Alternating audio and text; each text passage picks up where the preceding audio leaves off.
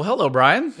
Hey, Matt, how's it going this morning? Good, good. Thanks for doing this. I'm gled to be here with you. This is And fun. likewise. Have you have you ever done a podcast before? No, I have not. Yeah, this is my first time hosting one as well. So we're learning together. We're going together in this journey. I love it. Well, thanks for doing this too. I wanted to do this with you for a long time. I've had the thought of, man, Brian's story in a lot of ways in the McCoy's building supply journey really needs to be told and expressed, and just for uh, the opportunity that I've had to get to teach the classes at Texas State with you and hear so many of your stories. It's just like this stuff needs to go bigger and beyond what we're doing just in these classrooms. Because I just know there'd be so many people who would benefit from your life lived and example and stories. And so I'm grateful for you taking the time and willingness to do this. I think it's going to be helpful for everybody as we're all just trying to continue to become better people and better leaders in a lot of ways. And I also was really grateful that you were willing to do this in your office because, you know, anybody watching this on video won't be able to tell, but you have a very like Texas themed office and I love it. It's like all of us people who are like native Texans would just love this office. Is there I was just curious, are there some things in here that hold like a pretty sentimental value to you? Or there's some history behind either some of these pictures or, I see a Well, handful of animals too. well, sure, Matt. I think this painting of the Grand Canyon is Mm, one of my favorite pieces of art in my office, and it really relates to the fact that I guess my first raft trip down the Grand Canyon was in 1986, mm. and it Do you was a, do you go to the Grand Canyon every year, or is it more of just kind of like every few years. every few years? But Okay. over the last, almost 40 years, I guess, we've been getting back there from time to time. But our first trip was really a year following my younger brother's passing. Mm, And my dad, my brother, and my brother in law all needed to blow off some steam. And mm, in fact, the ladies in our family were going off on a trip, again, trying to deal with the morning time and yeah. so forth. But so that first raft trip was in '86. And since that time, I've had the chance to bring a bunch of family and Mm-hmm. numerous friends with an outfitter that we use. And so, anyway, that particular painting is Mm. just really special to Yeah, for me. sure. Well, and I've heard you like in various classes and teachings that we've done together. You've even took like your like leadership team to the Grand Canyon at one point, We right? sure did. The Yeah. executive team, we had been together working so hard on our business plan for a few years and was getting a little traction. And I just felt like we needed a real team bonding experience that was way different from just being immersed in the business Mm. or in a conference room. Mm-hmm. And that was so special. Yeah, that's cool. That's really cool. Well, and I think this is the first time I'm hearing too you connect the Grand Canyon trip to, the timing and sequencing of your brother's passing. So that's news to me, and that's makes the Grand Canyon trips for you sound and feel a lot more special to me now knowing that for you there, which I know we can talk Yeah, more about that. But appreciate that. My our son Reed actually is planning another raft trip in the Upper Canyon, and it's one of these 3-day, 3-night trips where you start at the top end of the canyon, you come down, and then they kick you out of this big raft, and then you've got to hike out to the top, mm, and we're going to do that next summer. So I'll be 70 years old then. So that's I'm awesome. just relating to I'm needing to get in shape for Yeah, that, yeah, and that's part of that motivation yeah. to stay fit. Yeah. I love it. Is that just like taking walks and hikes around like your property or stuff? Because you also have done like swimming a good bit, right? I do swim a fair amount, but actually, to get ready for the canyon, you need hills, Yeah. especially to climb out. So, our property where we live in is pretty flat, but here, the campus at Texas State University's got hills all over the place. My training walks will be on campus here Okay. at Texas I State. love it. Yeah, I guess it's kind of hard for us to recreate elevation or altitude stuff here in Texas. It's like growing up in Houston. It Well, you was, can ask any student on campus, and they'll tell you about that yeah, elevation over that's there. true. That's true. I know. It's like growing up in Houston. I was like, the tallest thing in our city is like an overpass. Like that's the hills of Houston. So Yeah. Well, one of the things I was thinking about too is I was like, you and I have kind of been doing these classes together, teaching together for 7, 8 years or so now. And I was trying to reflect on too, when was the first time that I remember meeting you? And you may have a different memory, or maybe I was even real little because I know you've been connected with my folks for a while. But the first one that comes to mind was actually when I was moving overseas to go work for a nonprofit over there. I remember going to the RVA headquarters to go meet with the Fergusons, and I even think my parents were there. And then you and Watana were there too. And that was my first conscious memory of getting to interact with you. Do you have a previous or a different memory from that?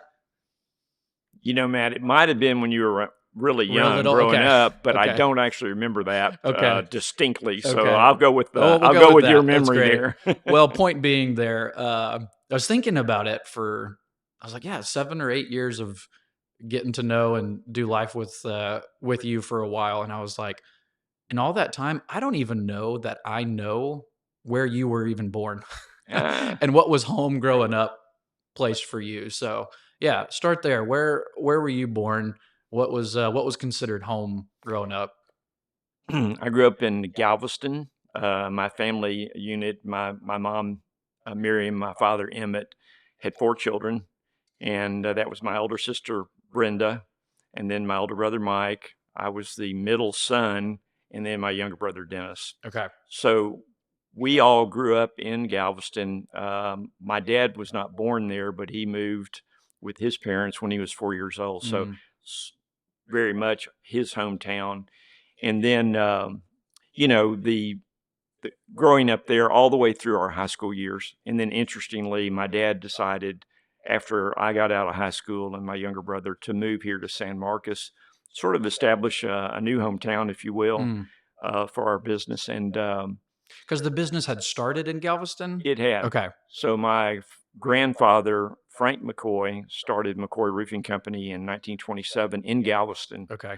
And we have uh, in fact, we are just 3 years away from celebrating our 100th anniversary as a family Yeah. business. That's Yeah. awesome. That's super exciting. I love that. 100 years. It's a long time, and all to be within the family too. Oh, for sure. You know, growing up on an island Yeah. is pretty unique for anybody, Yeah. which is so fascinating. I just remember when I went off to college, which was at Texas Tech, my roommate Randy Thompson had grown up in the Texas Panhandle, and at his young age there, he had never at that point in time seen the Gulf of Mexico. Mm. And of course, I had never really seen the mountains of far west Texas in the Big Bend region. So it just goes to show how big this state of Texas Yes. really is. Yes. So, Well, and how different every region is from each other. I just went to Big Bend for the first time like 2 years ago with a bunch of friends, and I've grown up in Texas my whole life, and I was like, wait, there's a place in Texas that kind of has mountains ish. I was shocked, but it was beautiful out oh there. gosh. Well, you know, Matt, too, my 50 years in business, I've had the luxury of traveling the whole state because we have McCoy Building Supply locations scattered throughout the state. And I often say I just have, with all my travels, and of course, working full time in the business, that would mean every single week traveling to Hmm. one of our units. I kind of grew to feel like the whole state of Texas was sort of home, Yeah. and because we use our own airplane to do that and such, you know, I can look out the window and it's kind of like driving through the neighborhood, so to Yeah. speak. I really do love Texas, I got to tell you. And so that's why there's a lot Yes. of artifacts and a feel for Yes. really our Lone Star State here. Yeah, for sure. No, I love it. It's fun. I had a buddy who sent me is just loves history and he loves Texas history too. And I was like, I need you to send me what's like a good crash course book type of a thing. Cause it's like when you're going through it in school, you're kind of like, yeah, I mean, it's whatever. But then you become an adult, you're like, wait, I'm actually interested in this. Well, I got to tell you, right behind you there is the Handbook of Texas, and there's 6 volumes, Matt, Oh over my there. And goodness. that is as complete as an account of the history of our state that you're ever going to see. I So love it. And there have you you go. actually read them all? Oh no, Okay. no, it's more of Yeah. a resource, if you will. Yeah. But if there's any topic, I'll tell you, you can usually find it in those volumes. Yeah, for sure. Yeah. No, it's great. I love our state, and it's a fun place to be, and our state pride runs pretty deep. Being grateful to be here. So, okay, so you moved from Galveston into the San Marcos area. You said around high school. When I graduated, that was in 1972. Okay. So San Marcos became our home base. By that time, my sister and older brother were already in university, and then I followed, and then my younger brother Dennis came a year later. Okay. Did that feel like a night and day difference going from the coast to inland? Well, my folks had purchased property up here 10 years prior, so we Okay. had spent, a weekend a month traveling to Central Texas. That's where my dad really grew to love this area, wanted to really realign the family, if you will, to this Hmm. this part of the world. So that was super special. And then, as all of us, the siblings and I got married and so forth, we'd had a chance to grow up our kids in this area. And as a group, between the four of us, there were 10 children. They were called the cousins, both in our family and kind of around our San Marcos community, if you will, and very, very special, of Yeah. course. Yeah, of course. Yeah, that's awesome. So, getting into the San Marcos area, was the McCoy's, because you said it started in Galveston, but That's was right. there like an intentional headquarters shift to San Marcos that happened at that time? Well, there was because where my dad at that time we had four locations in the Galveston mainland area across the water there, and then he put our fifth location in Austin, and then our sixth location was in Lubbock. All of a sudden, my dad had a vision. He could see that we would be really growing geographically, kind of throughout the state. But I think the main reason we moved here is that he really just enjoyed this property that they had purchased out in the country. It felt like wide open spaces to him, having grown up on an island city where everything is pretty small. The Hmm. house lots are small, and Sure. just the geography is small there and such. We loved our growing up in Galveston. My wife and I both grew up there and met there, as a matter of fact. So we're really proud of our Galveston roots, and then at the same time, proud to be here in San Yeah, Marcos. for sure. Okay, so you and Watana met in Galveston, but then you moved in the high school-ish age. So what was the state of y'all's relationship? Did she come with you? Did she? Well, okay. Then let me tell you, I met my wife to be Uh, in 10th grade. And at that point in time in the Galveston schools, high school was 10th, 11th, and 12th grade. So she had grown up in a different part of town, went to a different junior high school.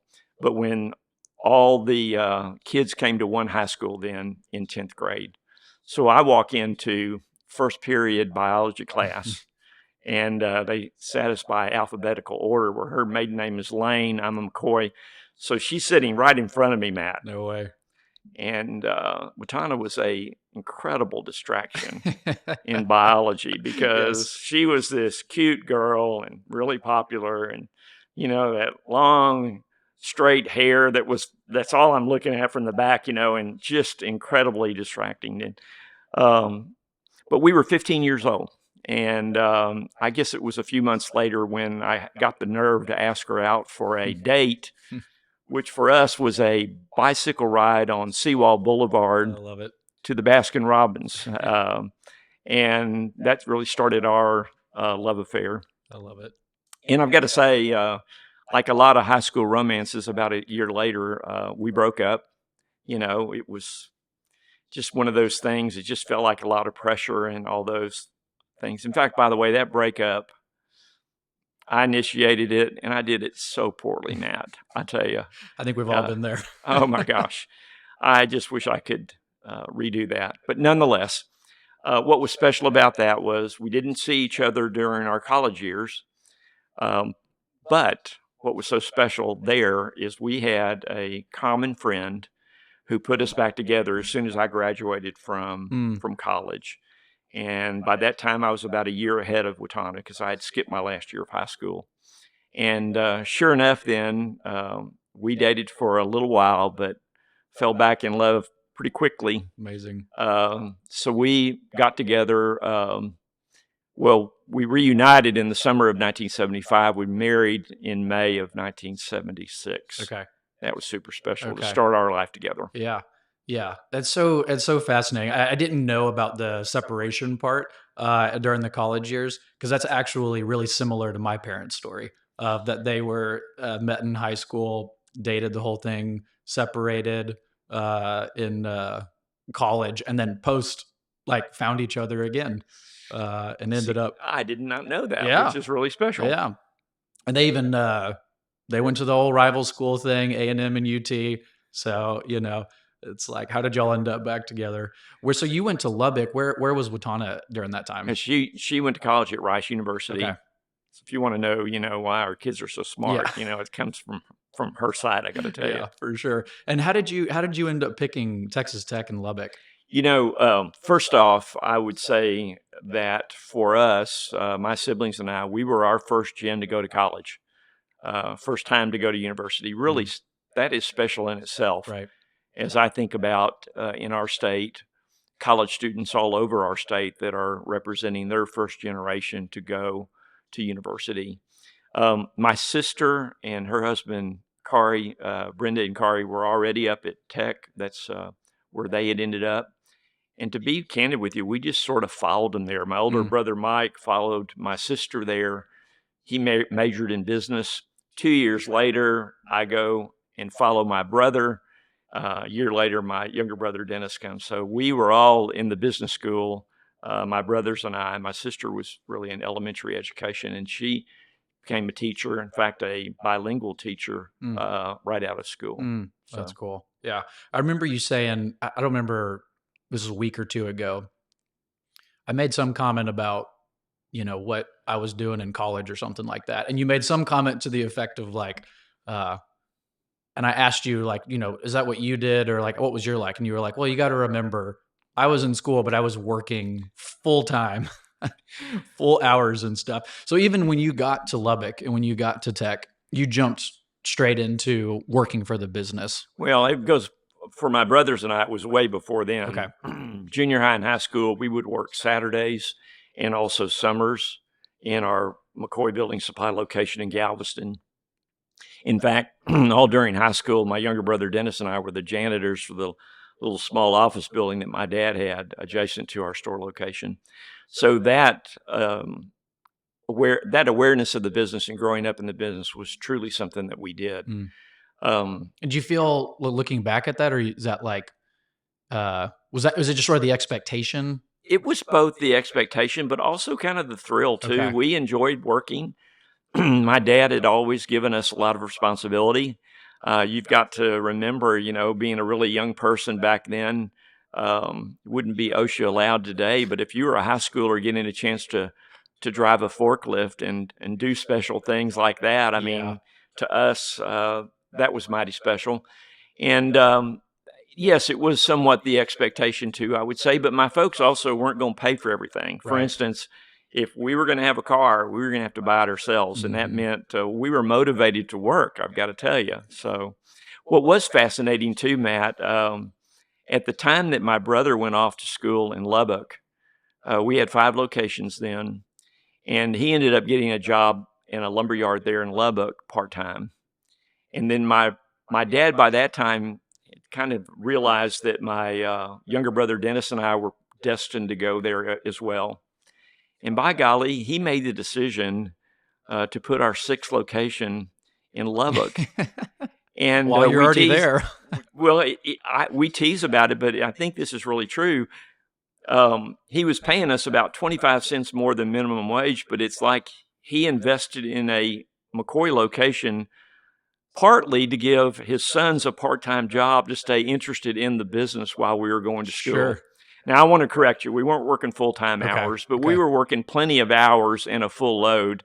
In fact, the Emmett McCoy plan in college was to get through in 3 years. Okay. We were going through summer school and so forth, and it was a blur to me, Matt. Yeah. That meant I had skipped my last year of high school. I went through college in 3 years, so I turned 20 and graduated the very next month from Mm, school, and my younger brother Dennis did the same thing. yeah. Yeah, it's interesting. It's like it's such a trade-off because it's like I'm sure in some ways, well, are you telling me I don't want to put words in your mouth? I'm sure in some ways there's little parts of you that are like, I don't know that I got the full college experience that like maybe other people get or talk about. And at the same time, you were just light years ahead of other people when it comes to like discipline and work ethic. I I would think imagine. I think that's really well put. And as I get a chance to talk to college students today, one of the things that I would say is um, I went through my university experience being an effective test taker. Mm, I kind of like went through school one test at a time. But I would say that the idea of being a scholar during those years was pretty far away from my mindset, if mm, you will. And so when I talk to students today, I mean, between school and a full class load and plenty of work hours, wasn't a part of many clubs or some of the on-campus activities. If there was a football game on a Saturday night, that was a chance that I might go. But a lot of those games were on Saturday, yep. and we were working Yep. then. Yep. But I sure don't regret the fact that the exposure to the business, and then, of course, when we graduated, my dad just heaped on the responsibility to my brothers and I, and we had a chance to really help him grow up our business pretty rapidly following our university years. Hmm. And I look back on that with a lot of fondness and at the same time with some mixed feelings. Yeah. Yeah. That was kind of what was going through my head was what level of what was the tension between passion and desire to continue to work within the family business versus its expectation slash the path has kind of been laid out for me. Yeah. Let me give you a little idea of kind of the growth rate, and then I want to speak really to the focus and priorities then. The year I graduated from college, we did $14 million total business at McCoy's. And I helped open that year our 12th location Mm, as an assistant manager. And if I just go then 6 years later, we finished out the year at the very last end of the day with a $100 million sales goal. mm, And then by the mid 80s, we had grown to 50 locations. mm. And by the late 80s, we were approaching $200 million in sales. Um, I want to make sure I hear this comes across. My dad, Emmett, was an outstanding businessman. He also was just an outstanding man. Yeah. Um, he was a very involved father when we were growing up in terms of being available there. But my mom kind of ran the show at home, and she was the person really that was sort of our emotional connection, if you Sure. will. To my dad, the business came first, and I think it would be true that for my brothers and I, when we graduated and experienced all that growth and such, that no doubt, um, and I don't blame my dad for this, but I know I internalized that the business came first, Yeah. and that was a struggle in our marriage fairly soon. You can picture the growth that I just described. We married in 76. We had our first child. Reed was born in 1979. Megan came 2 years later. So here we are trying to grow up a family, but we are also working unbelievable hours to grow up our family business. And, you know, reflecting back on that, it was a time that had a fair amount of abundance in many ways, but it was really lacking also in some of this priority and life balance. Mhm. Yeah. Yeah. Yeah, it makes sense. It's almost like growth kind of just happened. And I don't mean to say like without intentionality. Obviously, you're working super hard. Um, but it feels a little bit like that thing of you're pushing a boulder up a hill for so long. Then you get to the top of the hill, and then the boulder almost starts running downhill and it's picking up steam and it's picking up speed because of growth, which Yeah. is great. I mean, that's kind of what you're going for, right? But what I'm hearing is almost a sense of when the boulder starts going down the hill, it can expose a little bit of just where you're at. Well, I can just sing my dad's praises in that not only was he an incredibly hard worker, he also had a very focused business plan. He also displayed incredible integrity all the time. Mm, I mean, I will just want to say this. Um, I'm so grateful that I had a dad that always was just on the straight and narrow. Never heard him tell a lie or mm, stretch the truth. I remember coming into headquarters 2 years after graduation, and I was going to be the merchandise manager. And, my dad was helping me in this whole buying scene and so forth. I remember one really quick lesson, Matt, that he told me. He said, now, Brian, when we get products that we purchase by the foot, it could be board foot, it could be linear foot, and so forth. Sometimes what we get in and what we get billed for is different. He said, now I just want to say, if we don't get what we were billed for, we'll make a deduction on the invoice. He said, but also it will happen that we'll get a little more product in than what we're billed for. And he said, in that case, we're going to add it to the invoice. mm, It's pretty remarkable. mhm, I would say that most businesses wouldn't have that rule, but my dad did.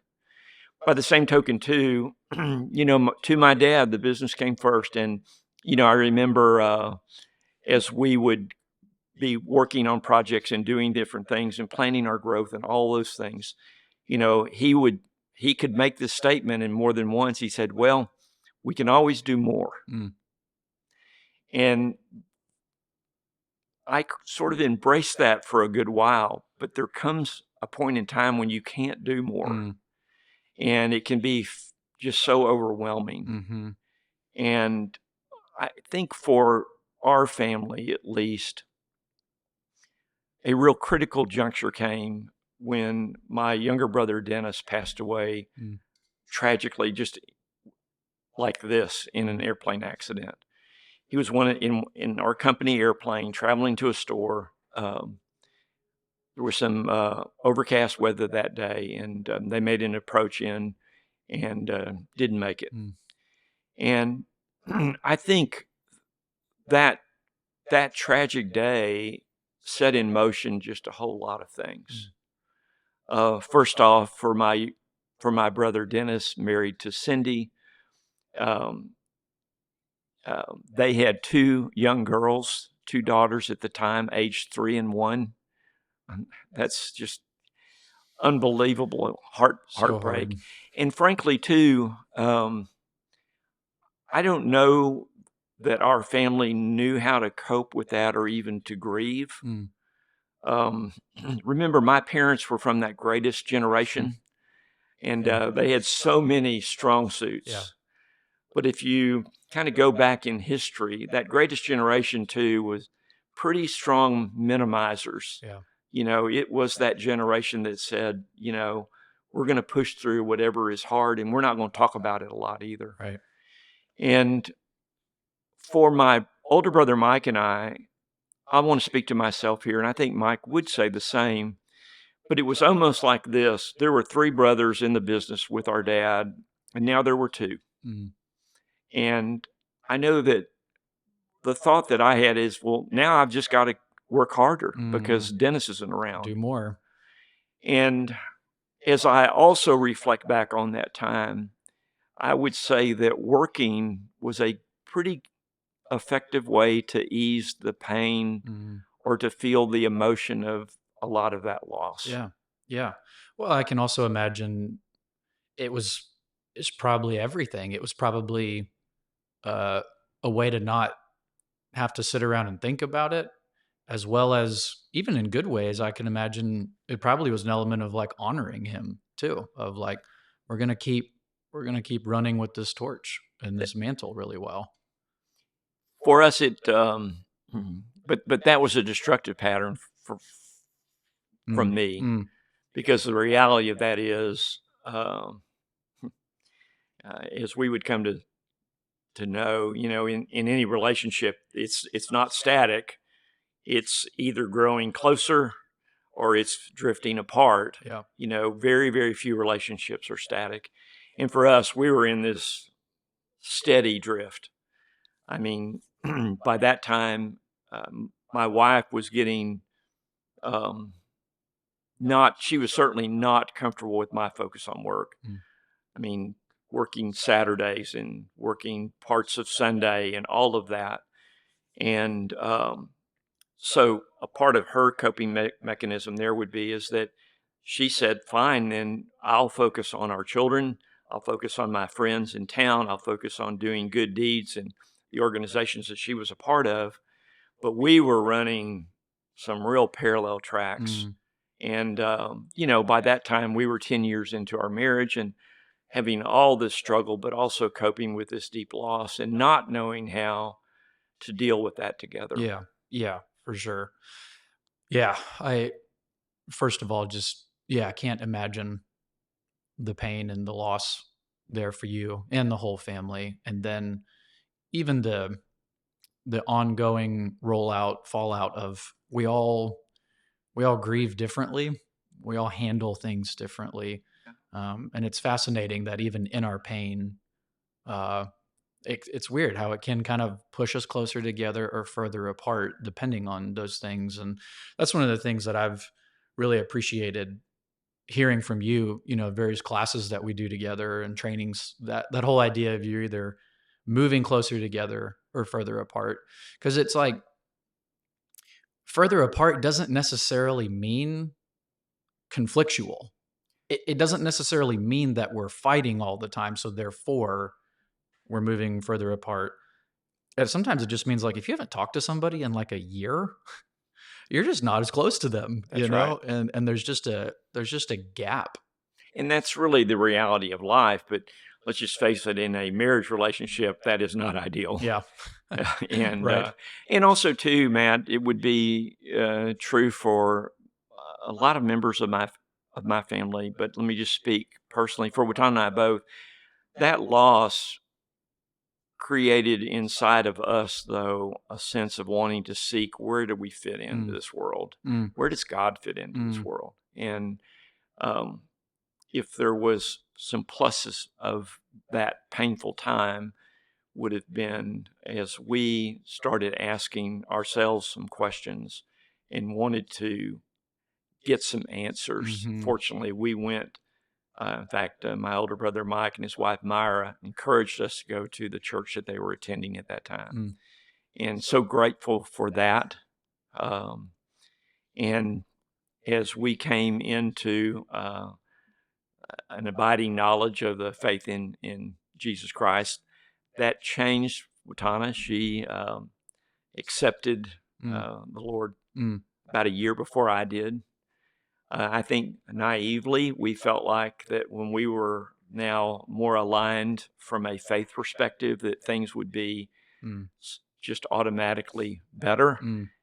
And frankly, it didn't get better. Uh, and because I was set certainly in my ways as it related to work, I was definitely selfish in that way. And I wasn't really open to slowing down and taking stock there. And in fact, we got to a place where we just knew that we weren't going to fix our mm, marriage ourselves. mm, And we had the opportunity then to be advised that there was a counselor up in Austin that was counseling really in a Christian, from a Christian perspective, and that we were advised to go see him. mm, And that was Dr. David Ferguson. mhm. Yeah.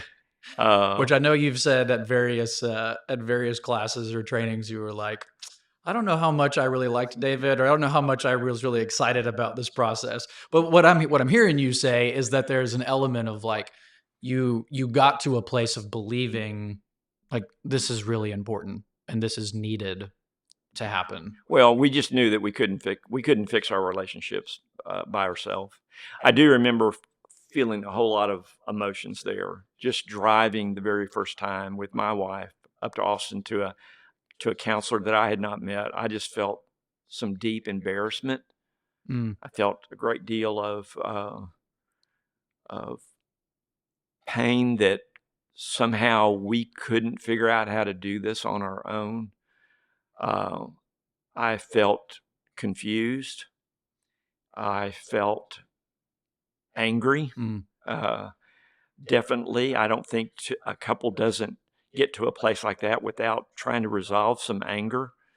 Um, and then meeting David for the first time, and you know what I so appreciated about him from the very get go would be, as a counselor, for instance, he made it very clear that we were going to always be counseled together. Mm.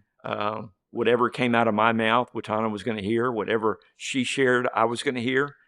And I think that experience of what David's goal was as a counselor would be to share with us the verses that are in the Bible that relate to our relationship and how it is that we might grow together and enlist the Lord's help in the process.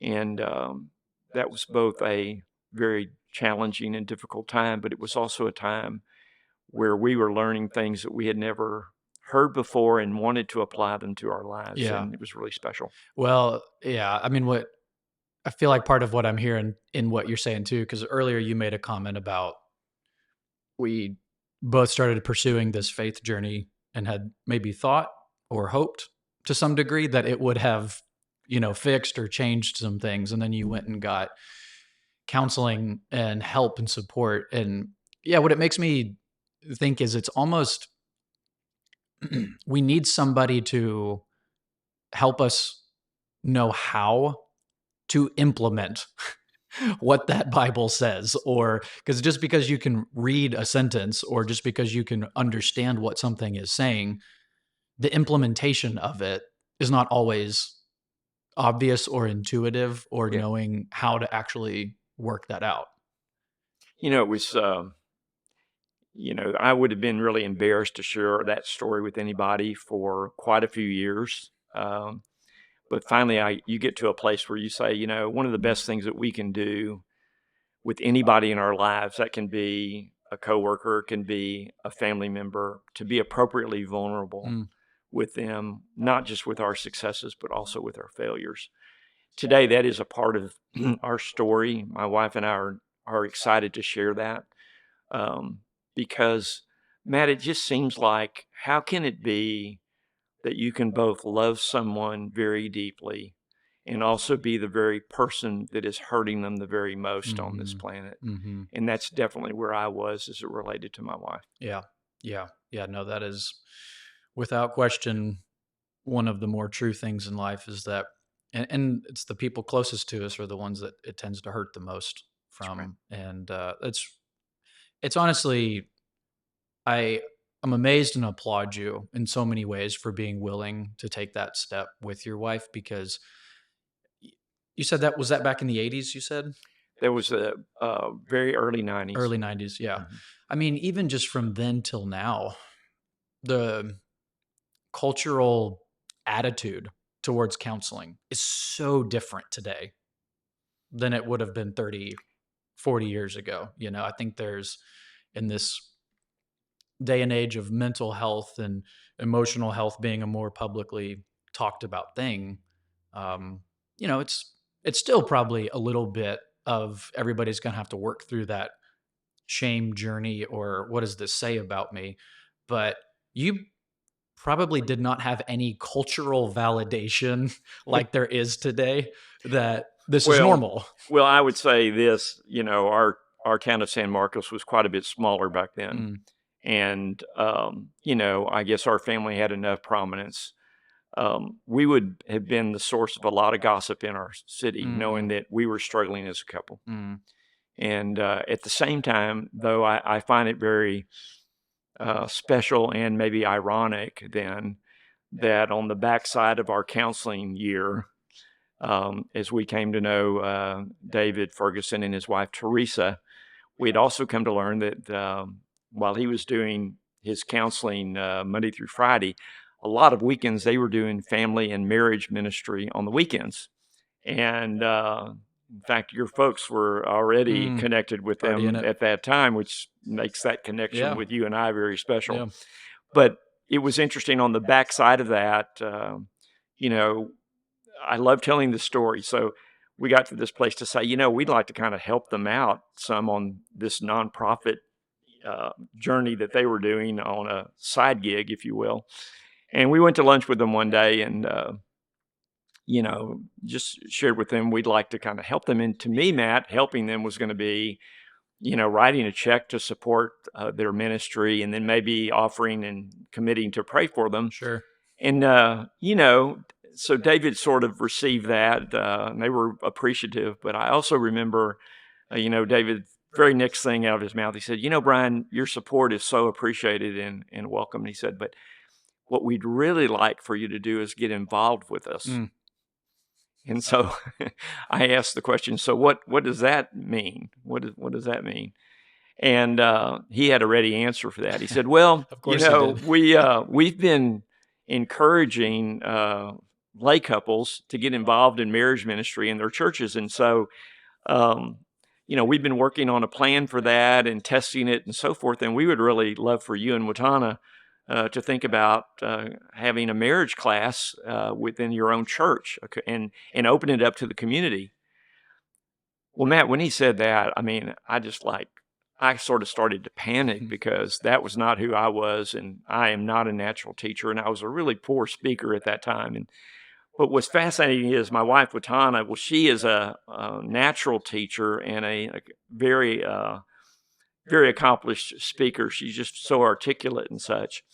And but we raised our hand for that, and it was early on when not only we were doing that, but other couples like your folks were doing it also. And that was really special. We would go on to have that class throughout our community in different venues for quite a number of years, and it was special to be able to speak from really experience how we might grow together as a couple, do that within a faith perspective, Yeah. and to do that publicly in our hometown, and we're really proud of that. Yeah. No, Yeah. that is sweet. I think the thing that's jumping out to me too in a number of these stories is at meaningful critical points in time, you've demonstrated a real level of courage to take a step in a certain direction with your own marriage, and then turning around and then actually helping other people, stepping into something you're not quite as comfortable with. Well, I'll tell you how we survived the marriage class. Okay. So this is so special. I told you that I'm married to sort of a gifted teacher, and I'm trying to learn now how to get through this material and do my part of the sharing piece and the teaching piece, if you will. But, it's really kind of hard to both speak and think at the same time, And so we worked out this arrangement early on, Matt, and that was if I ever started down this bunny path or I got lost in my thoughts and I got a little off track, we had this deal that I would stop and I would look over to Watana and I would say, and I think Watana might have something to add to that. So she was able to bail me out, time and time again until I got a little more comfortable I love it. doing that. And, it's just this example of, supporting one another. And Yeah. we look back on that time.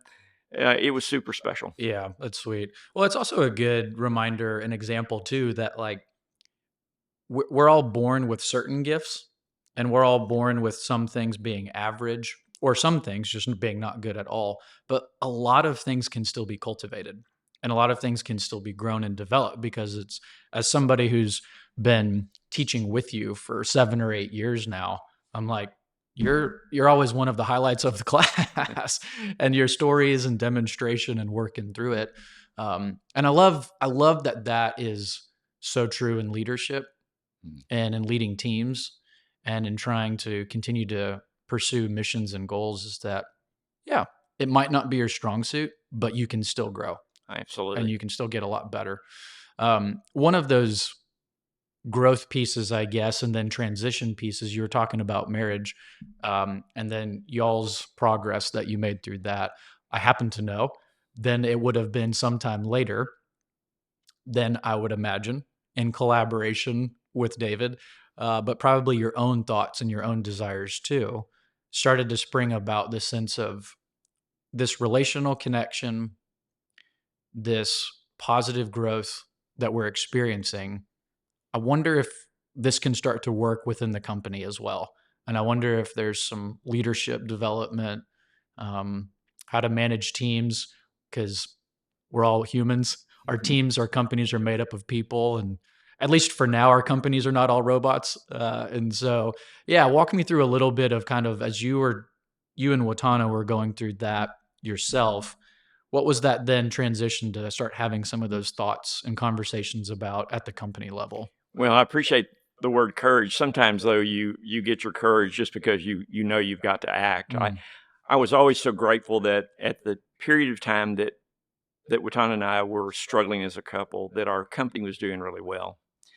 By the same token, then as we were making that recovery and our business continued to go pretty strong for a pretty long period of time, but it was when we turned into the 90s, the early 90s, in our markets at least, we started seeing competition from the big box stores, not just in the big cities where we were operating, the Houston market or San Antonio, Austin, or even some of the mid-sized cities, cities like Corpus Christi or Tyler or Lubbock or that size. But they started building box stores by the 90s and late mm, 90s into really small communities. mm, And that was our sweet spot really at McCoy's Building Supply. That was also about the time that my dad retired. He retired in 1997. He was 74 years old. I remember, again, an outstanding business leader, an mhm, outstanding man. But I remember thinking back then that my dad stayed too long as CEO, mm, um, and that impacted my own trajectory there. But so there was tension between my dad and my brother and I as it relates to what to do in the business. And I like to describe it like this. It's not like my dad was opposed to making changes at McCoy's, but where we really disagreed a lot was the rate of change.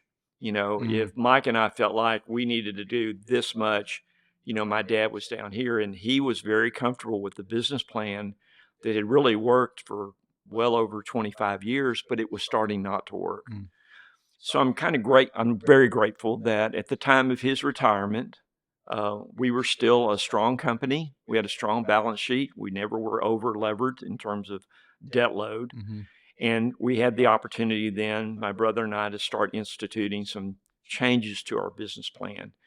So our goal was to try to retain as much of our walk-in business with homeowners. That's the retail part of our business, with repair remodel contractors.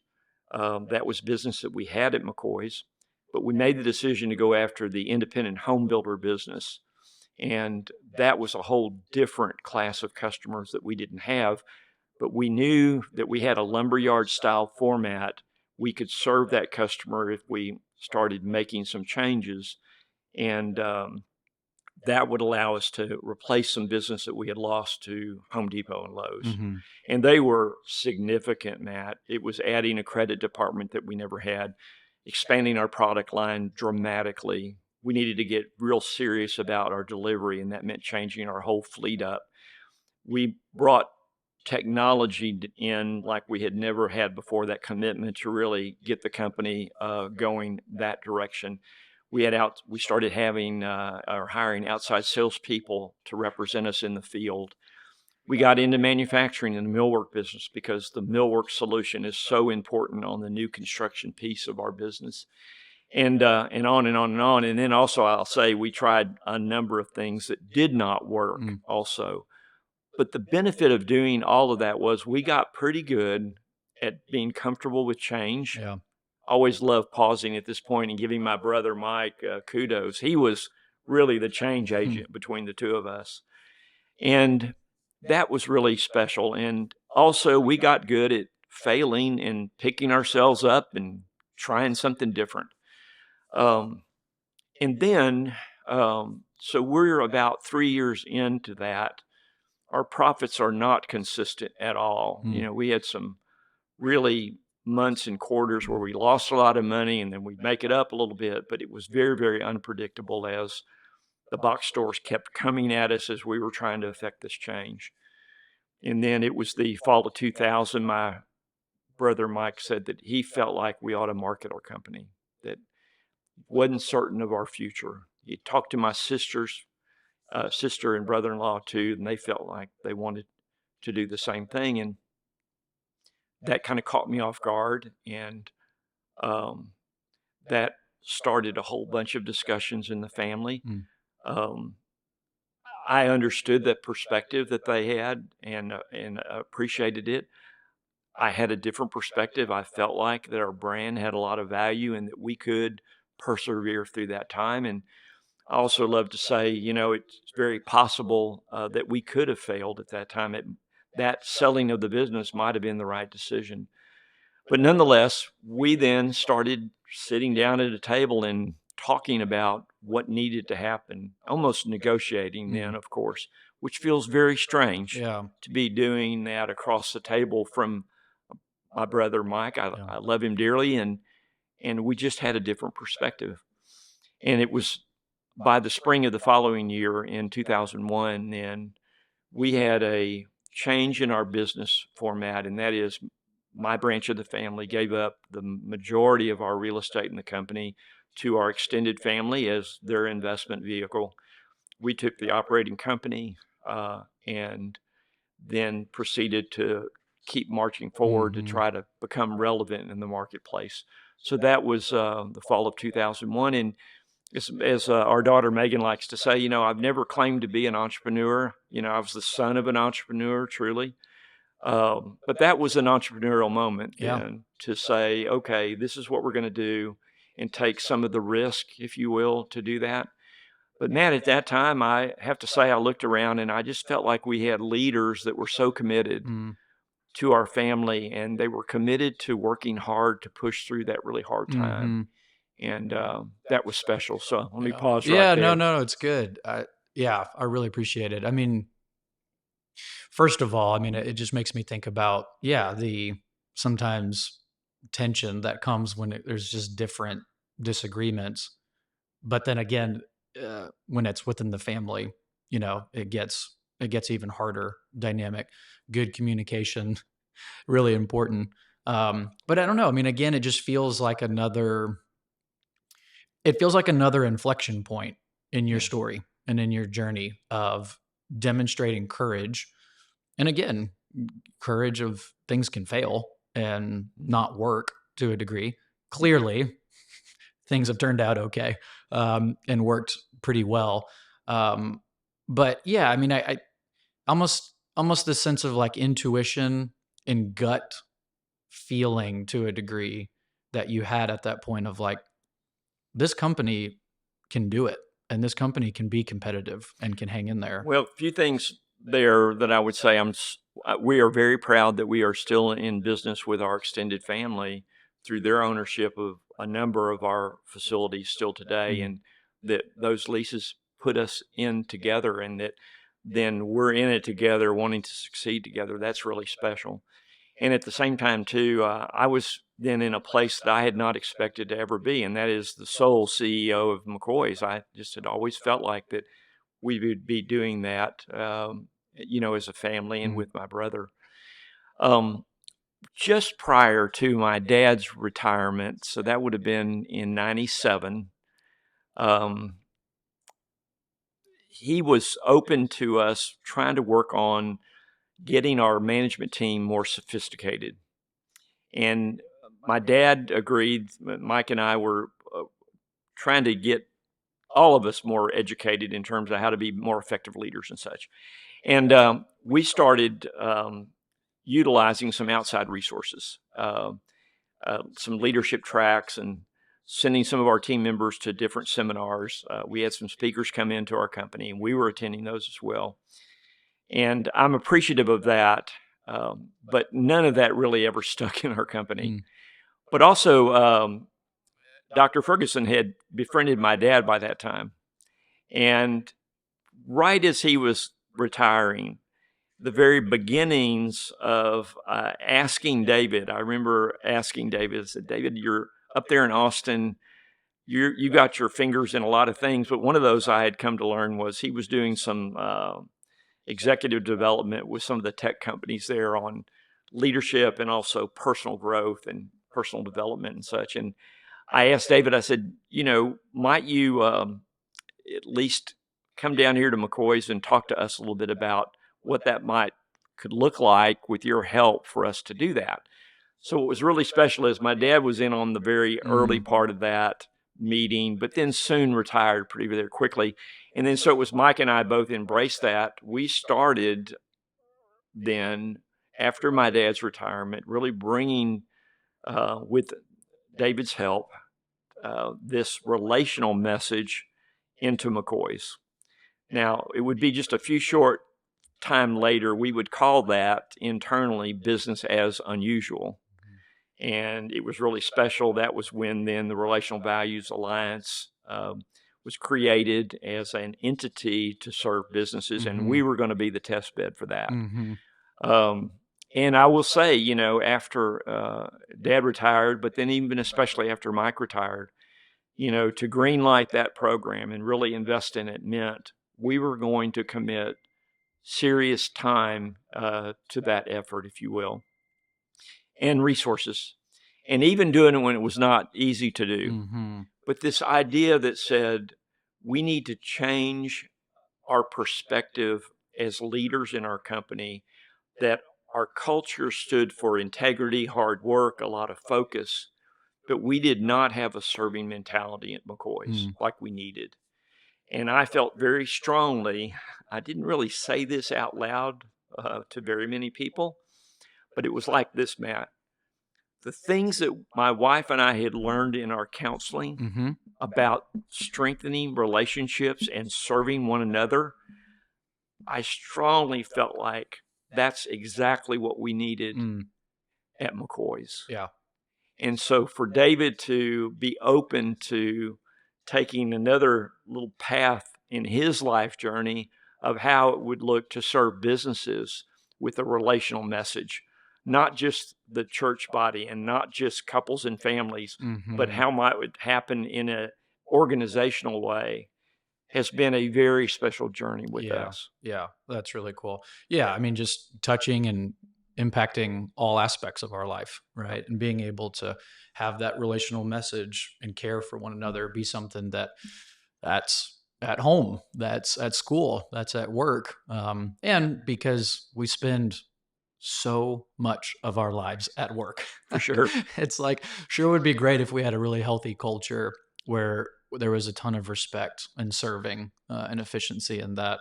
When we've talked a lot about in our classes together, the Blue Ocean Strategy book, and I happened to notice it was right there on your bookshelf this morning when I was like, it's like, look, there it is. So just for anybody listening who's not familiar with it, but blue ocean versus a red ocean, being where kind of all the action's happening and there's just all kinds of competition and chum in the water and stuff. And blue ocean being the more separated, clear waters. You've almost found your own space to a degree within the market.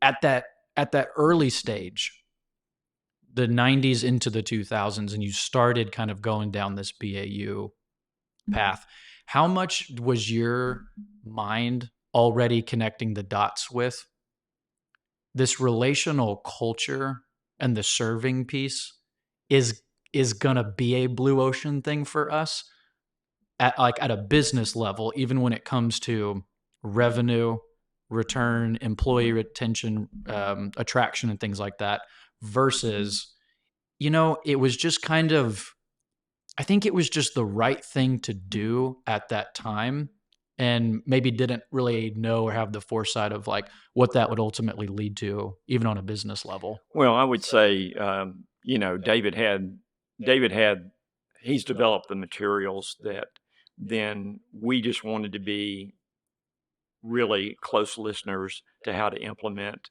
the training that we were receiving from David and the team. And so I think to be a practitioner of the material that we were learning and truly landed is really important.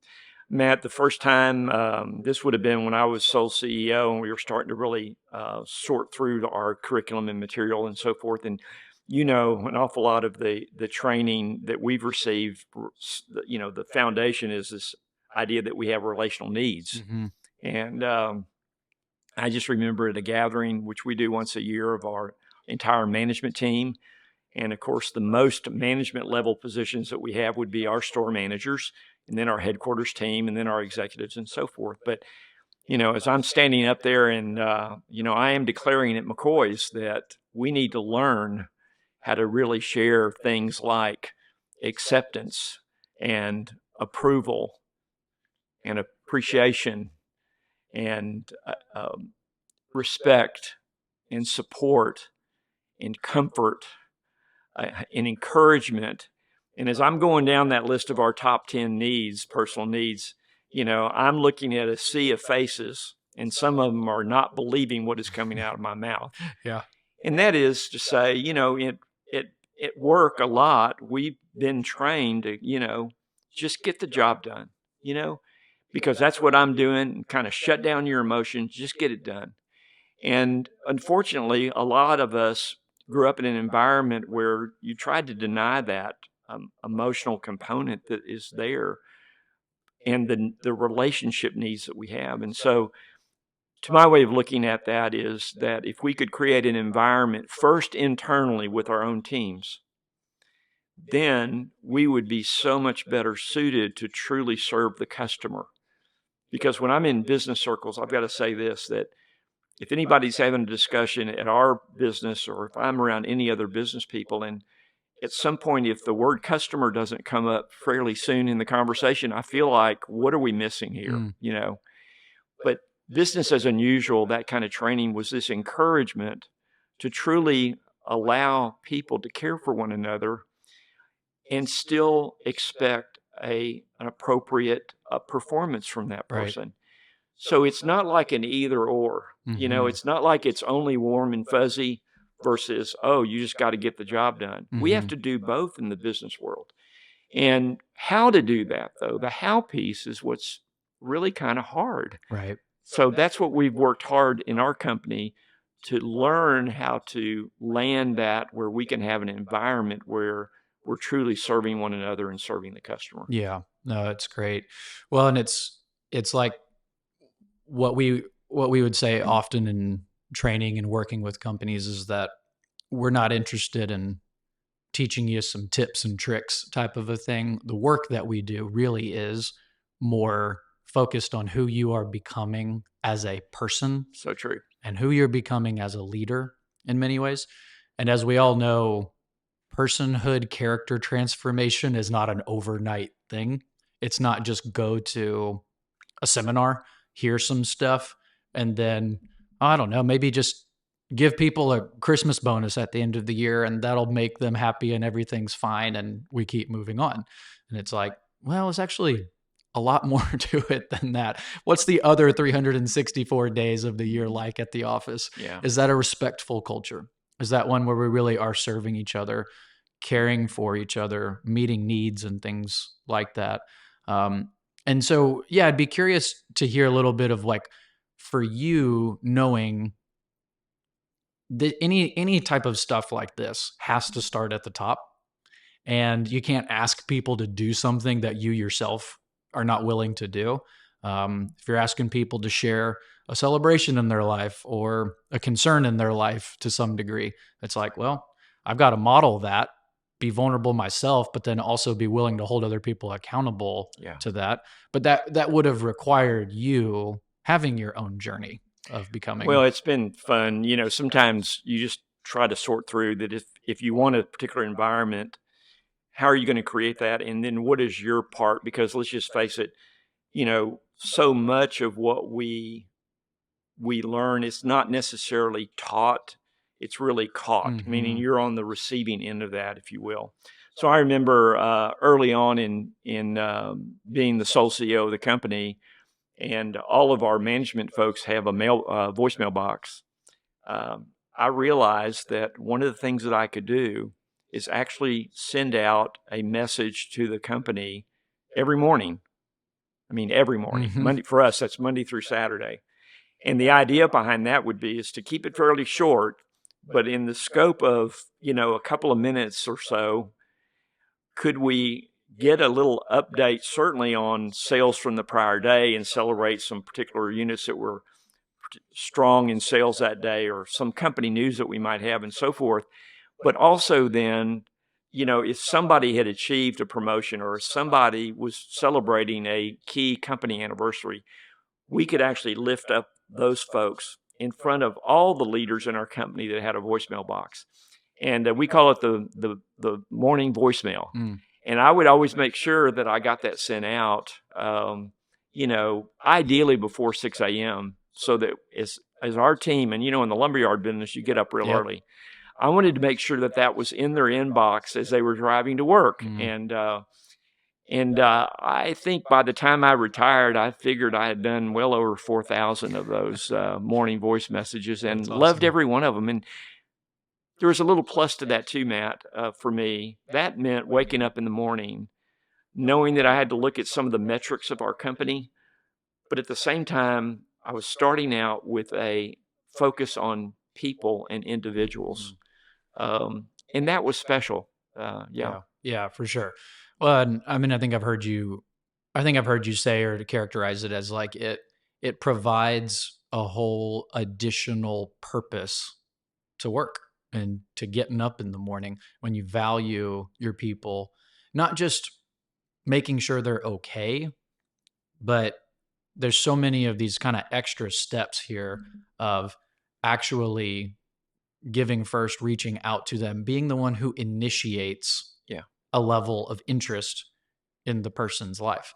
I mean, it's the whole, you work at a company and you sit next to somebody in a cubicle for 4 years, and it's like, you might not even be able to tell somebody what that person's spouse's name is, or, how many kids they have, because you just never ask or never take that initiative in those ways. And so I think what you've talked about, what I've heard you say too, is just that continuing to invest in people, certainly at a technical level, super important and meaningful, but also at this relational level has been an additional part of life purpose and life satisfaction. Well, we like to say it in our training at McCoy's, you really can't lead somebody you don't know. Mm, And by the same token, too, you really can't lead people that don't know you. yeah. So we have to be appropriately vulnerable there. But Hmm. the idea of leading with people is so important.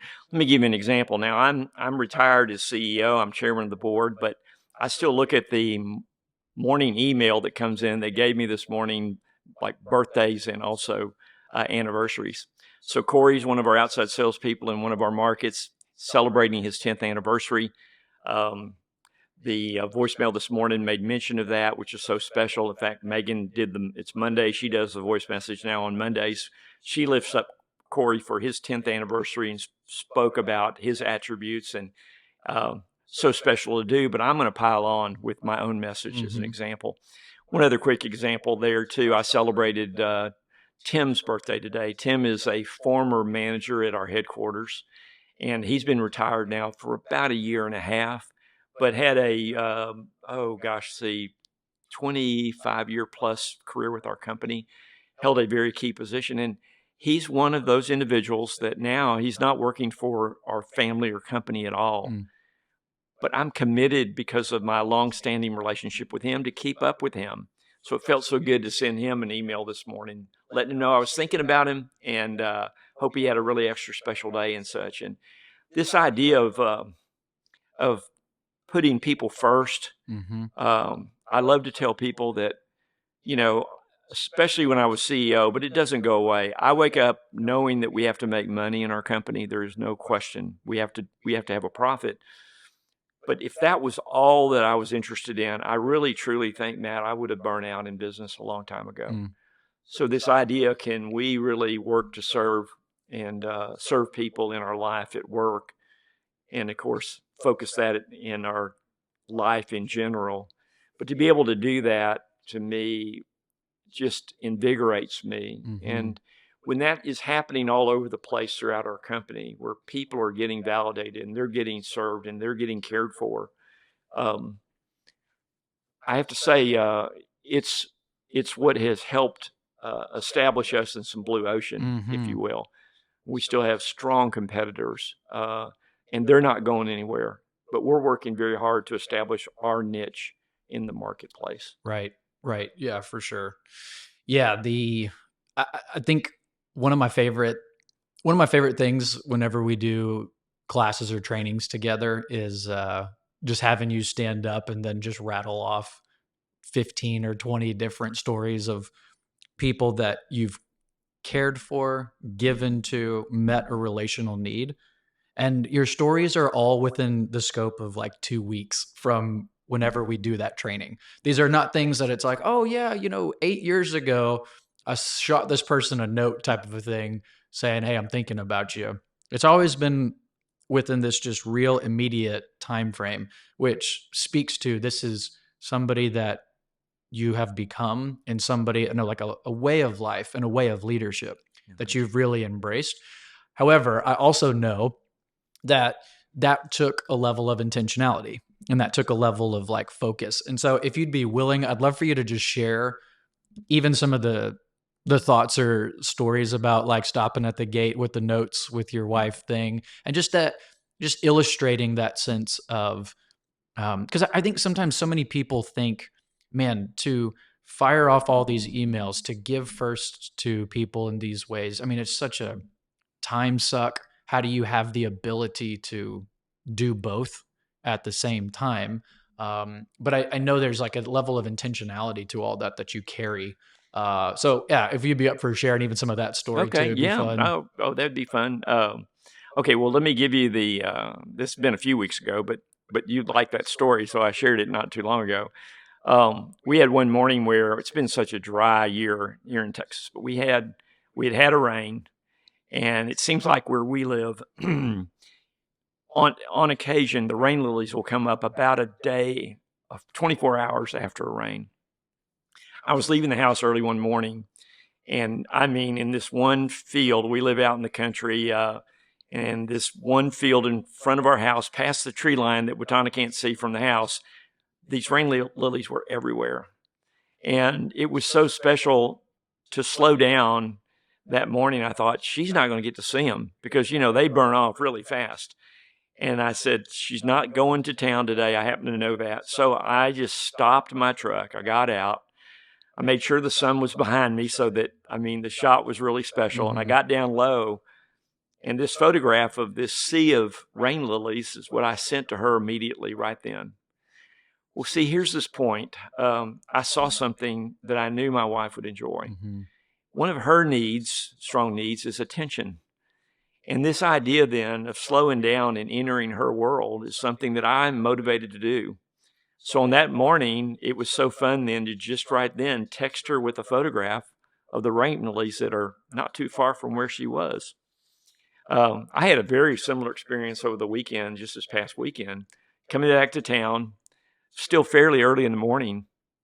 Uh, and again, we live out in the countryside in a not a very busy road. And I'm driving by and I didn't even know what it was quite at first, but I spotted a porcupine on the side of the road. And it's and we have them in our area, but they're kind of, you don't see them too often. They're often nocturnal. This was the biggest porcupine I had ever seen.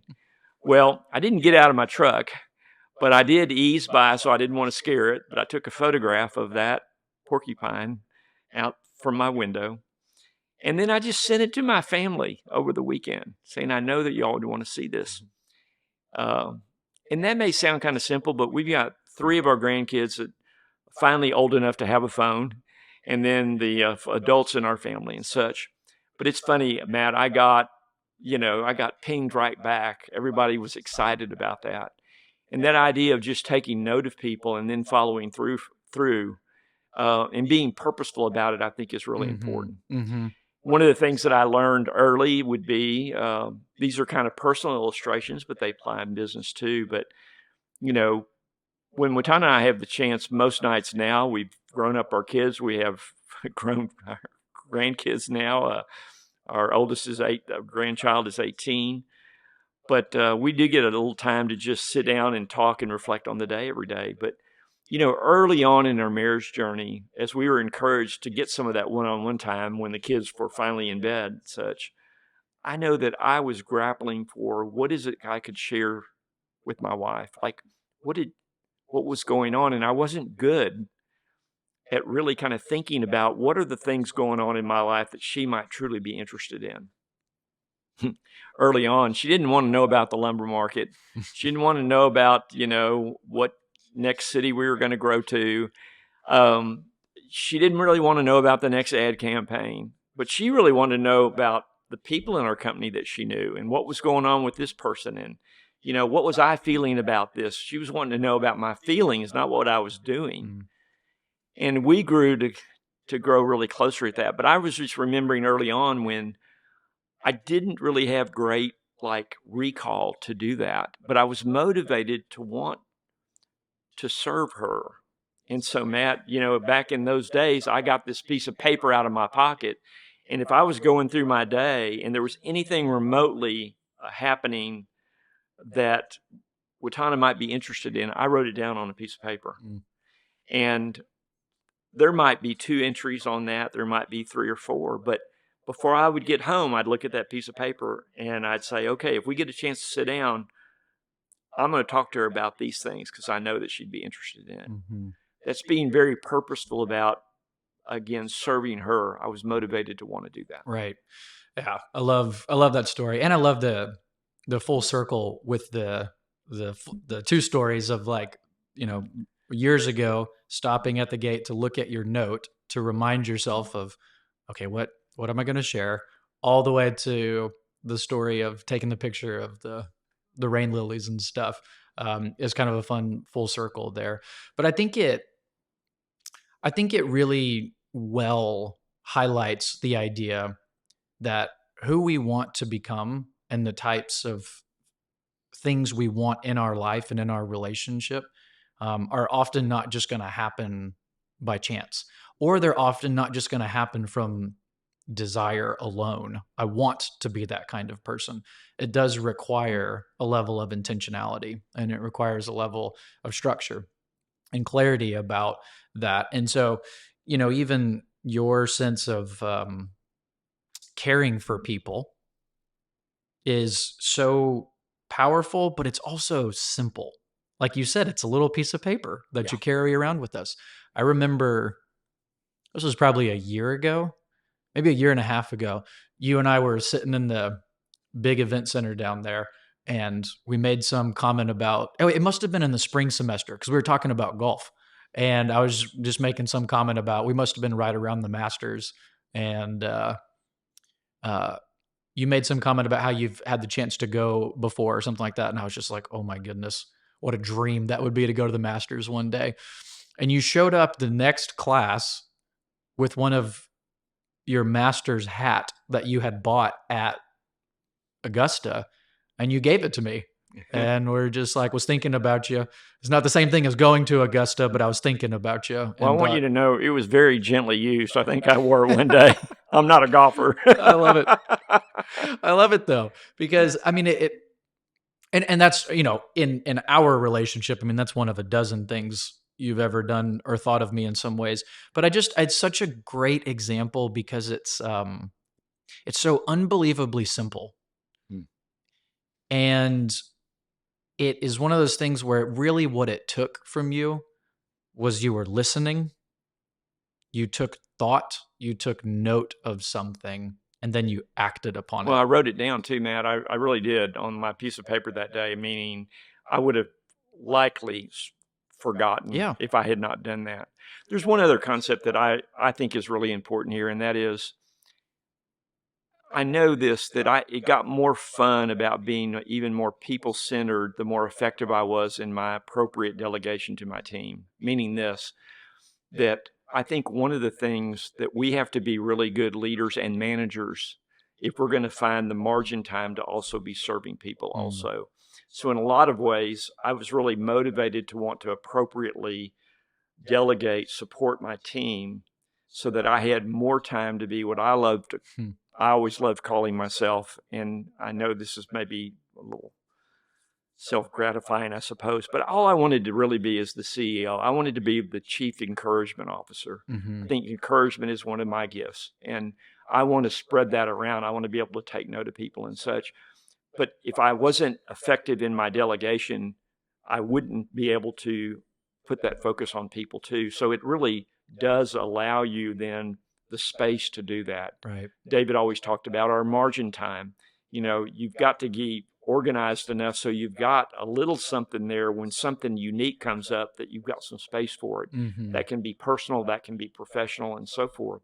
And to try to really work hard for that has been a big help for me. Yeah. Yeah. Margin that into your work and into your team, right? There's a sense of empowering leadership in that.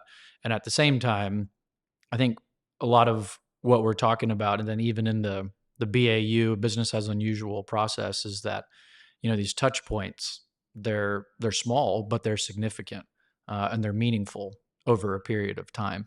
It's interesting that we talk about all these relational needs that we have. I know one that is really just so important, and sometimes we're least equipped for it, but that's the need for comfort. Mm, People are dealing with a lot all the time.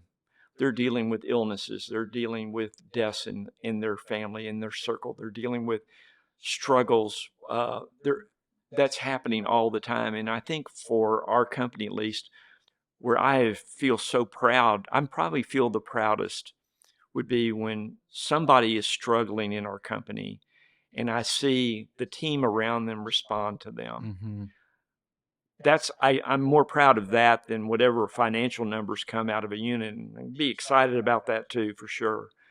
But to have some assurance that the people of our company know how to care for each other is pretty powerful, Yeah, for really. sure. Well, and how unique it is in the workplace, right? Because I mean, Yeah. we do hear, have been told, culture, all the things. I mean, it's when you come through that door, you leave your personal life at home, at the door, you come to work, you grind, and you get after it type of a thing. And I don't want to hear about this or that or whatever going on in your life. And I think what McCoy's has done over all these years is kind of build the case for, hey, we can accomplish both, and we can be a whole embodied person who's bringing our personal lives with, yeah, just the thoughts, feelings, experiences that we have.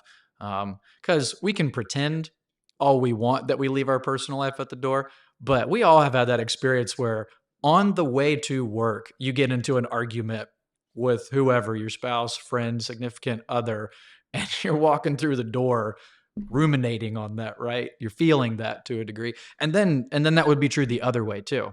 That we often bring our work life Yes. home, Yes. and it ends up impacting our family to a degree. Well, it's interesting too, because what you just talked about is conflict, and we really want to be effective in dealing with it and be forthright to say when there's conflict in the workplace, we need to gravitate toward it, Mm, not ignore it or pretend that it's not there. mm, And again, some of that equipping on how to just do that in a respectful way is something that I didn't learn in business school, I've got to mm, say. But this whole idea of strengthening relationships, and to do it with courage. That I love to say that the way we display courage in this, I was going to say the business world, I'm just going to say in the world, yeah. would be the words that come out of our mouth that are both truthful and edifying, and also with conviction that we really want the best for this other person. And how can we land that? And we work hard to allow our management team and the teams they lead to get comfortable with when things aren't the way they need to be. Let's talk about it, Hmm. and that in itself just creates a strong culture. Yeah. Yeah. No doubt. The multifaceted aspect where you can celebrate the good and not minimize things. People can actually be appreciated, but also that people are equipped with the skills to be able to handle the rocky times, and the things that don't go well, how to handle conflict, how to express to somebody in a loving but vulnerable way of like, hey, when you did that, that made me feel kind of disrespected to a degree, Yep. or take ownership of how you've made somebody else feel disrespected. It's hugely important and valuable. We love to say, apologies in the workplace, apologies in life are powerful. We haven't often grown up in environments where we've seen very many effective apologies. Hmm.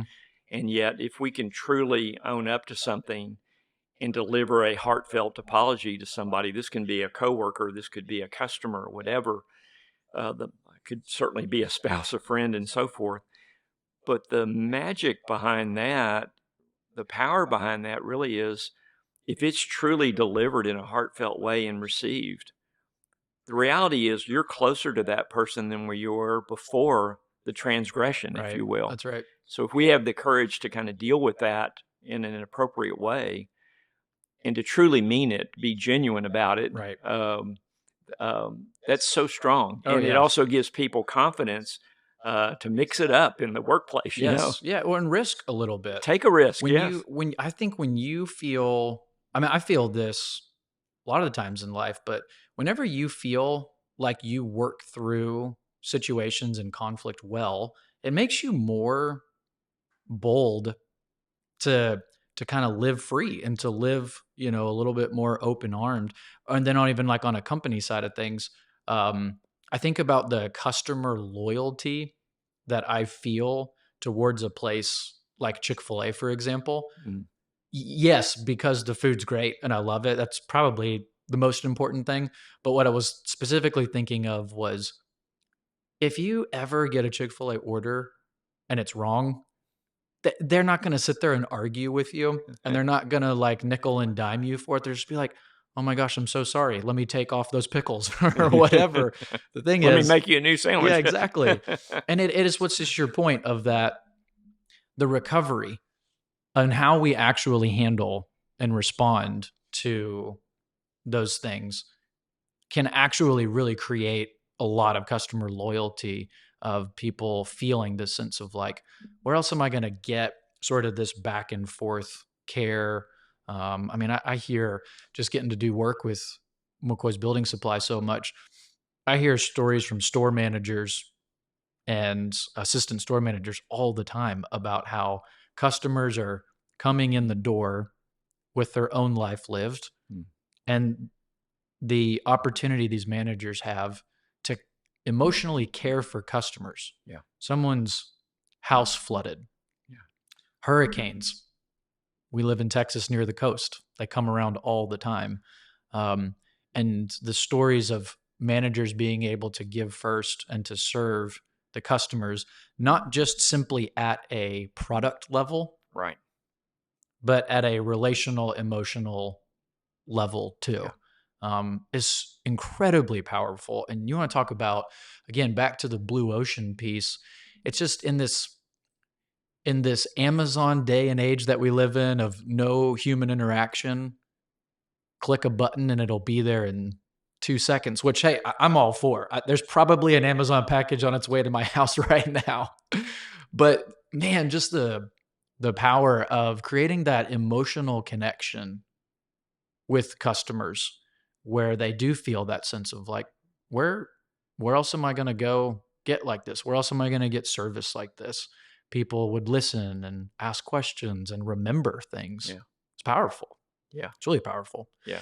I'm curious, that's a little bit on the customer loyalty side of things. What would be some other metric things at the business level that you would say this kind of business as unusual training and this emphasis on, um, leaders growing and becoming these kinds of relational leaders? In what other ways would you say that you've really seen that commitment over 25 years or so positively impact the company, even at kind of like a metric level, whether that's attraction, retention, Sure. conflict, all the things? Well, one big statistic we definitely track turnover, and I would say, especially as it relates to any of our core or key positions. Uh, we definitely have a part-time workforce too that does turn or churn. We also have some positions that ideally, we want some turnover. And let me give you an example. The largely young men that work in our lumber yards, Sure. and we have all kind of ages and gender too that work in our lumber yard. But for a lot of them, that is the first job at McCoy's might be the first job that they get that has benefits and full-time work and that kind of thing. We really want them to kind of be able to move up or move out. If we're the stepping stone for their next great job, we're excited about that. So, certain measure of turnover there. But what we are really tracking would be with our management team, with all the core positions that we have at Hmm. headquarters and especially in our store, that turnover, the longer that we can hold on or keep a team member in those key positions, the better we're going to serve our customer. So it's real fun. We we track and celebrate company anniversaries. I've Hmm. mentioned that. Hmm.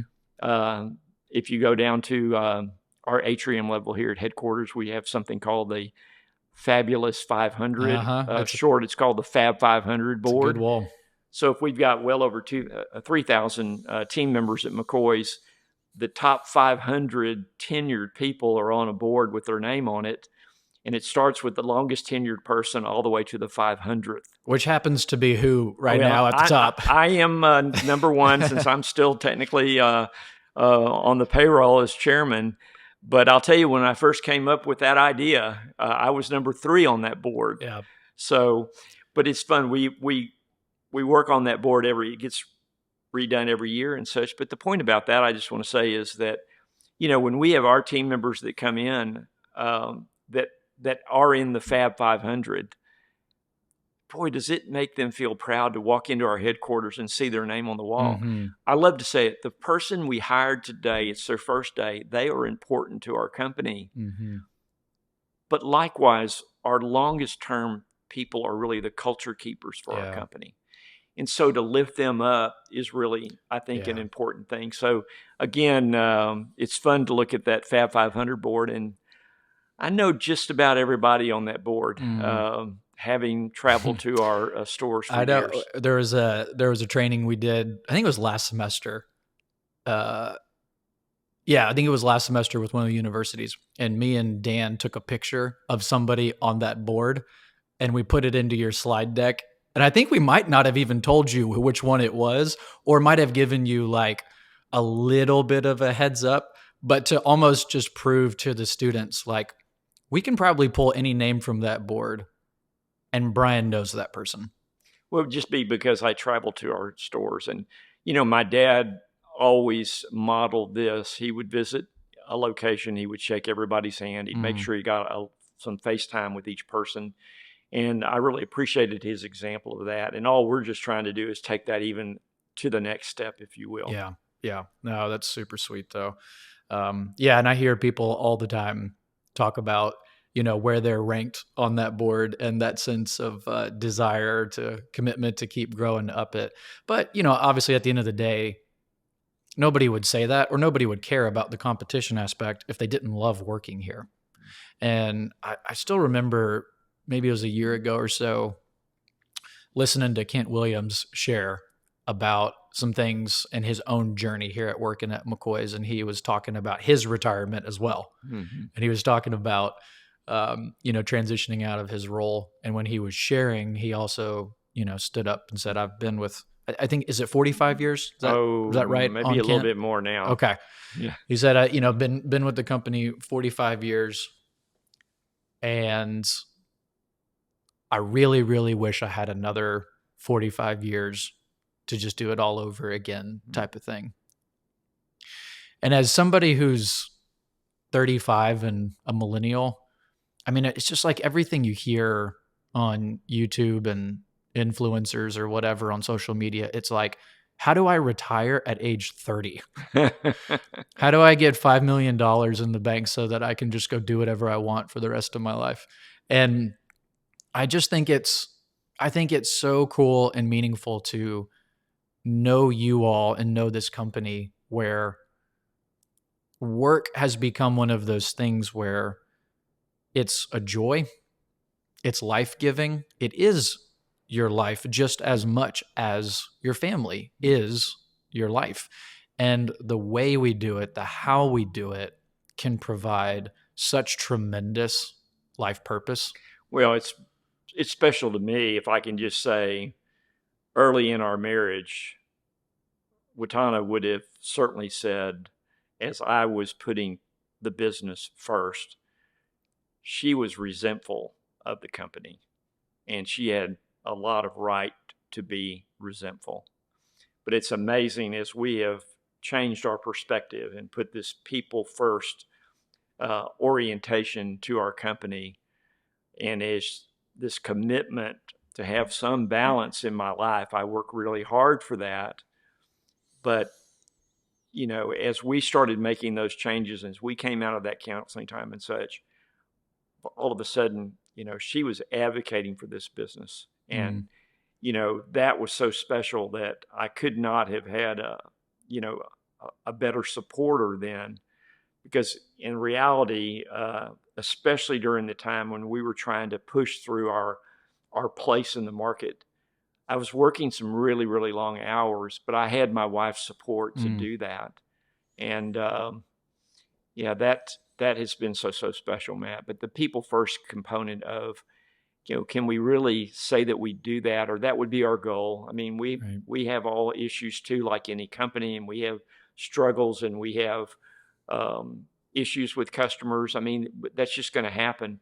But recovery is important. If we're committed to make good Hmm. recoveries as much as possible, I think and to be equipped to make good recoveries, Right. uh, that really helps our confidence, really. Absolutely. Yeah. Yeah. That idea that it's never too late and we can always keep working, keep growing, keep becoming is awesome. And it's empowering because we do make mistakes. We make mistakes at a personal level. We make mistakes at a corporate level. Mm. But a lot of them can be recovered from with the right tools and Yeah. with the right relationships. Um, I know that you and I have been working in kind of the university world for a number of years now and getting to work with college students going through business school and things like that. And I know impacting the next generation has been a big passion of yours and something that you and your family have even invested in with various universities and things like that. So, yeah, I'd be curious to kind of hear a little bit of like your why and your real mission and motive behind wanting to invest in business students in college, Yeah. and kind of where some of that comes from, and then a bit of, what are you seeing in this new generation, and what is your continued hope and encouragement for them? Well, a little background. We're in San Marcos, Texas. This is the home to Texas State University. And, after my dad retired in 97, so proud of my parents. They just got very involved in philanthropy. Um, I love to tell people this, and I said it at my dad's funeral. My dad loved to make money as a businessman, but he didn't love money because he gave way too much of it away. I got to say, um, their pinnacle gift, really, as a couple, was a significant gift to the business school at Texas State University. It's now the Emmett and Miriam McCoy College of Business, and that happened in 2004. So our family got connected really at my parents' generational level. And subsequent to that, then too, I have served on the development foundation for the university. And then into our third generation, that support continues really with both our daughter Megan and our son Reed. So this connectivity to the school has been really a special journey. As I've especially retired even and had the chance to spend more time around our university students, I think about really my experience going to university. And I don't know that it's uniquely different from the students today, in that what I see would be some of myself. I was not that confident of myself in all these situations where I'm called to speak Mm, or share or talk or whatever. I was, as a university student, I wasn't certain of all the feelings I had mixed inside. like what's churning inside of me. I know this, I felt some expectations of others as I was going to school, not unlike our university students today. Um, I think about, it's one thing to master whatever you're learning. Mm, If I'm an accounting student, if I'm a marketing student, if I'm a management student, I've got a whole track yeah. there that I need to master. But as we love to say, in really the business world, these soft skills are so important and not often taught in the university setting. And that's been a big burden. How might we encourage college students today to look inward on where they might be needing to grow and give them some encouragement on how to do that, but then have that as a basis for a foundation of wanting to really serve others while they're still in school and while they're still a student.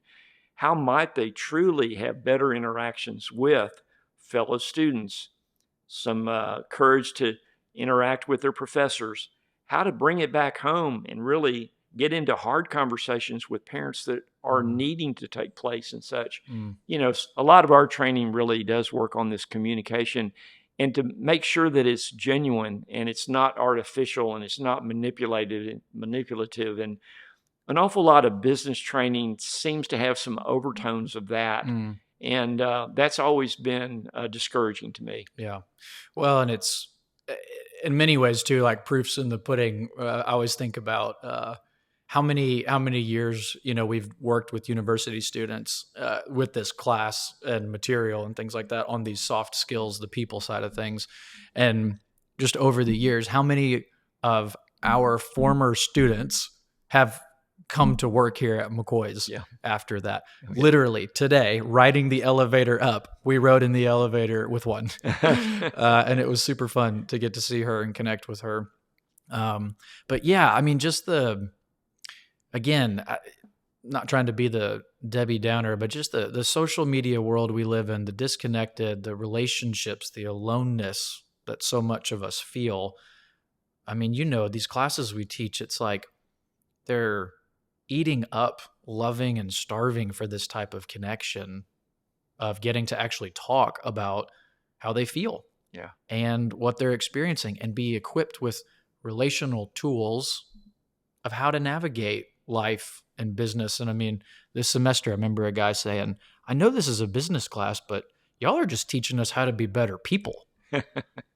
And y'all are teaching us how to actually connect well.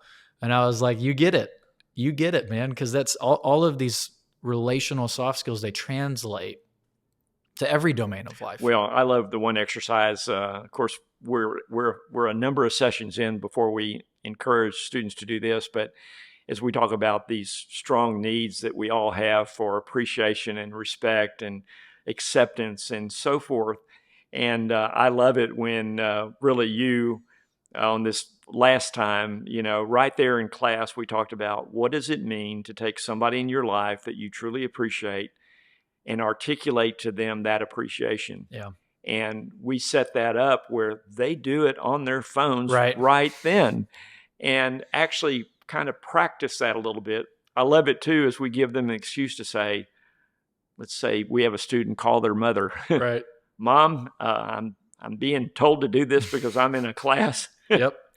But I've been encouraged to just want to share with you how much I love you and how much I appreciate all the sacrifices that you've made for me. And all of a sudden, we hear these stories that's powerful, and that starts changing that direction of that relationship, and it starts getting closer, which is so special. Right. Well, and it's just super encouraging thinking about, obviously we can't touch every single college student across, at least the United States. We can't even do that.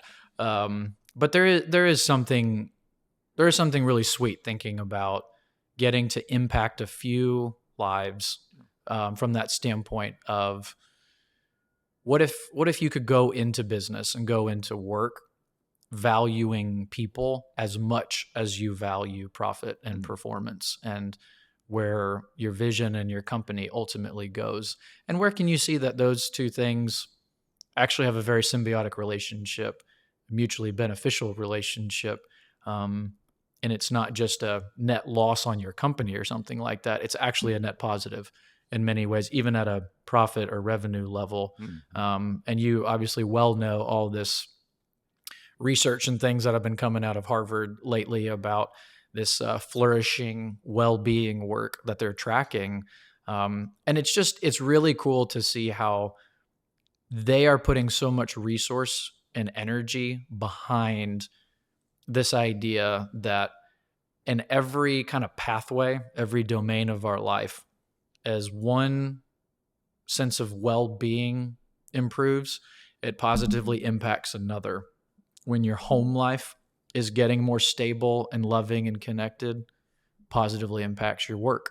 And I can't tell you how many countless times in coaching McCoy's employees or, whoever, I hear the statement, man, this has been really good at the business level, but I got to tell you, where it's really creating some momentum and magic is just in my relationship with my spouse.